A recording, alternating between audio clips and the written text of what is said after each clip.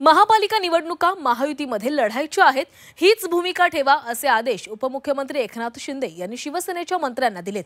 जिथे जुळत नसेल तिथे मैत्रीपूर्ण लढत होईल असंही शिंदेंनी म्हटलेलं आहे। एकनाथ शिंदेंनी या नंदनवन निवासस्थानी त्यांच्या काल बैठक पार पडली आणि त्याच बैठकीमध्ये त्यांनी हे आदेश दिलेले आहेत। या बैठकीमध्ये एकनाथ शिंदे यांनी मार्गदर्शन करत प्रत्येक मंत्र्याला दिलेल्या जबाबदारीचा आढावा घेतला।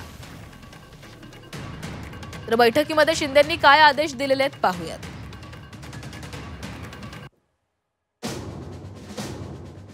निवडणुका महायुतीतच लढायच्यात, ही भूमिका ठेवा।